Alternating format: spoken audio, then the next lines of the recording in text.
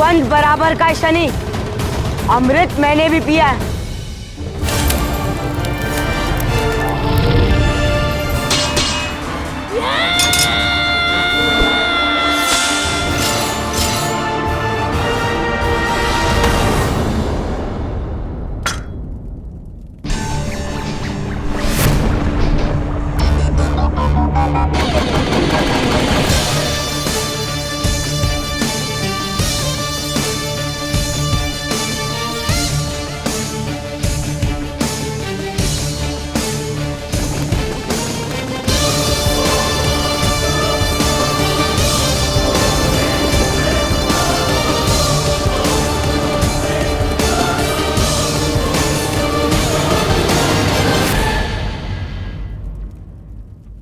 यम, तुम एक देव पुत्र हो और मैं देवराज इंद्र। तुम असुरों के विरुद्ध हो और इसीलिए मैं तुम्हारे साथ हूं। चाहे जो हो जाए, शनि को तुम्हारा कर्तव्य पूर्ण करने से रोकने नहीं दूंगा मैं।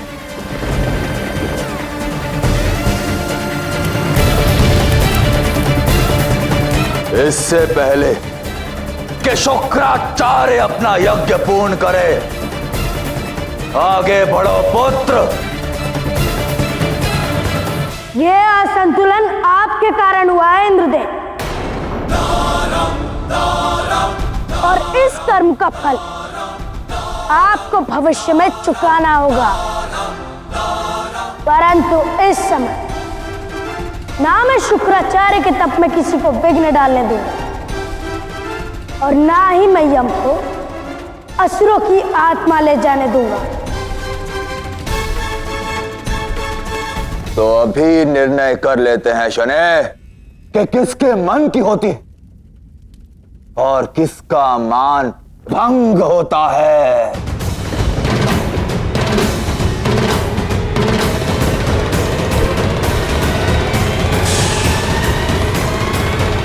आक्रमण! जय इंद्रदेव।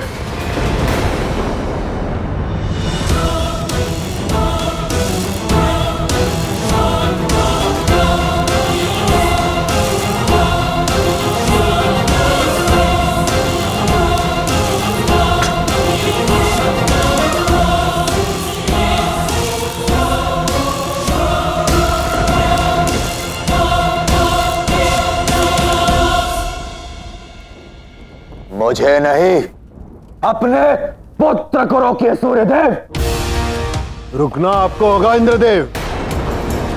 नियम आपने भंग किए हैं, संतुलन आपने बिगाड़ा है। मैं देवराज हूं सूर्यदेव, और देवों की रक्षा के लिए कोई नियम भंग भी करना पड़े तो मैं स्वतंत्र हूं। सोचिए सूर्यदेव, सोचिए कि क्यों मैंने असुरों का अंत किया। यदि असुर नहीं होंगे तो देवासुर संग्राम कभी नहीं होगा। यदि युद्ध ना हो तो प्रगति होती है सूर्यदेव, देवों की प्रगति होगी, सृष्टि में शांति बनी रहेगी। अशांति का सूत्रपात आपने किया है देवराज। बस सूर्यदेव, बस। बहुत स्पष्टीकरण दे दिया मैंने। देवों का राजा हूं मैं, देवराज इंद्र हूं मैं, देवराज इंद्र। और कोई भी निर्णय लेने से पहले ना ही मुझे आपकी अनुमति की आवश्यकता है और ना ही शनि की। तो परिणाम भुगतने को सज्ज रहा है देवराज।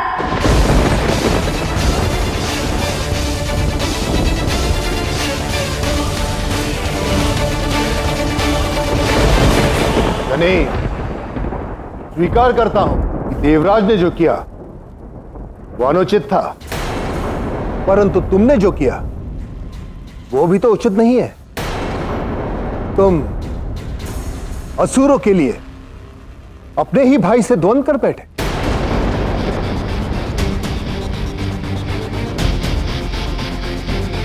तुम क्या चाहते हो कि शुक्राचार्य महादेव को प्रसन्न करके वरदान मांगे और एक बार फिर असुर शक्तिशाली हो जाए और हम देवों के लिए संकट खड़ा कर दें?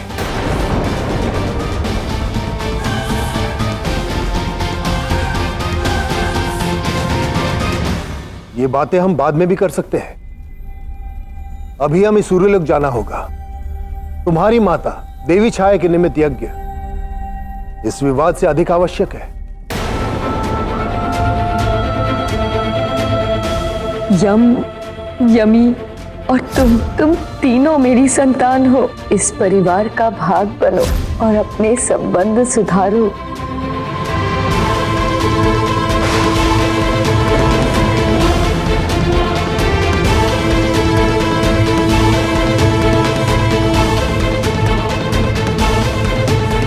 इन असुरों के अकाल मृत्यु के कारण तुम हो, केवल तुम। बताओ शनि, इस असंतुलन का कोई हल है तुम्हारे पास?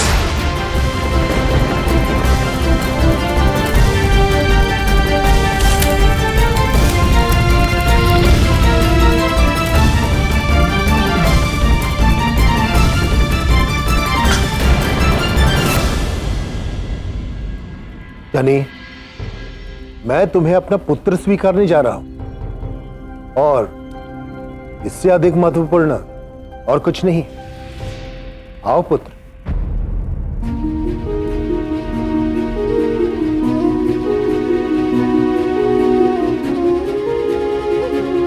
आप मेरी माता को अपनी धर्मपत्नी स्वीकारने जा रहे हैं।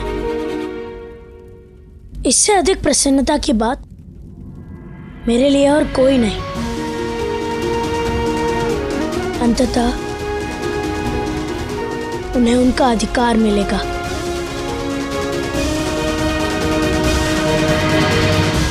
परंतु इस समय मेरा कर्तव्य मेरे लिए सबसे अधिक महत्वपूर्ण है,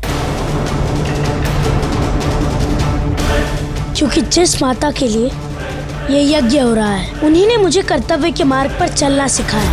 जाओ, अपना कर्तव्य पूर्ण करो। मेरा पुत्र किसी की छाया में नहीं पलेगा। उसके अस्तित्व के विकास को, उसके परिचय को किसी की छाया नहीं रोकेगी, मेरी भी नहीं। उन्होंने अपना बलिदान दिया ताकि मैं अपने सृजन का लक्ष्य पा सकूं, न्याय कर सकूं।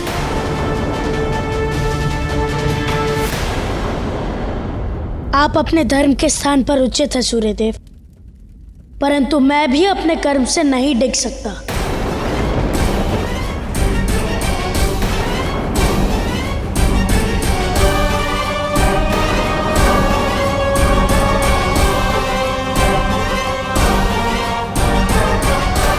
लीजिए सूर्यदेव, आपको कर्तव्य का ज्ञान देकर आपके पुत्र ने स्पष्ट कर दिया कि वो शत्रु पक्ष में है। अब तो देवों के पक्ष में खड़े हो जाइए आप। शनि, जो तुम करने जा रहे हो उससे हमारे संबंध सदा के लिए कटु हो सकते हैं।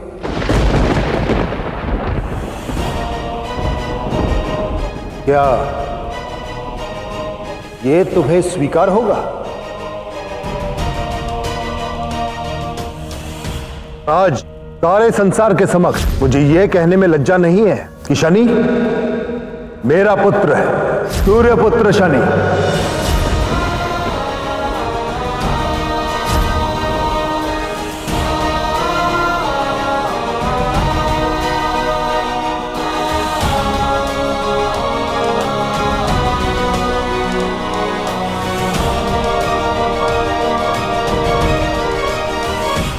ना चाहते हुए भी स्वीकार करना होगा देव, क्योंकि यही मेरे कर्तव्य की मांग है।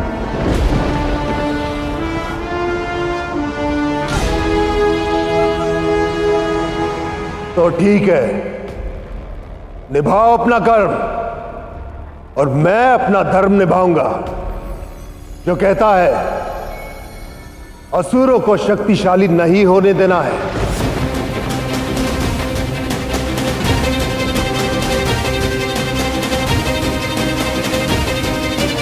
देवराज, आप शुक्राचार्य को तप करने से रोकिए। और यम, तुम असुरों की आत्मा पर अधिकार प्रारंभ करो।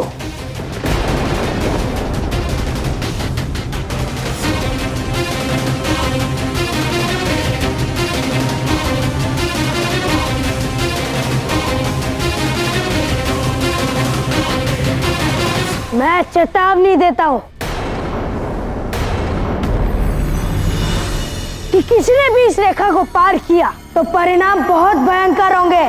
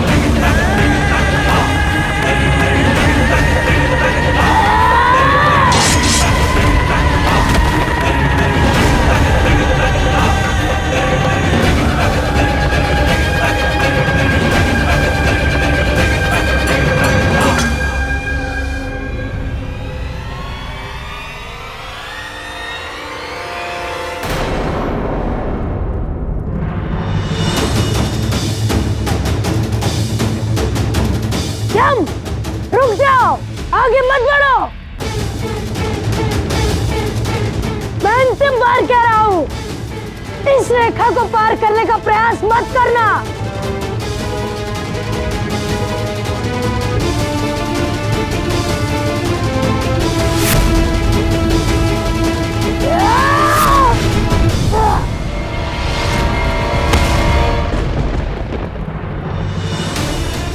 यम, यम,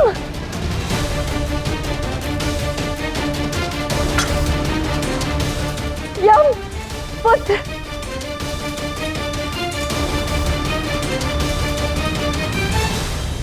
क्या आप भी मौन रहेंगे नारायण? एक माता की पुकार नहीं सुन सकते, परंतु उसका प्रतिकार तो ले सकते हैं जो आप ही का दिया कर्तव्य निभा रहा है।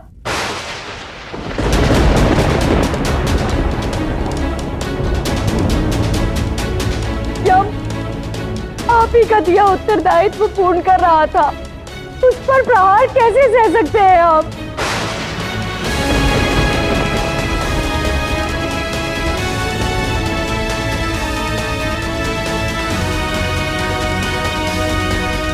यदि मेरा पुत्र यम अपने मन, कर्म और वचन से आपका दिया उत्तरदायित्व निभा रहा है,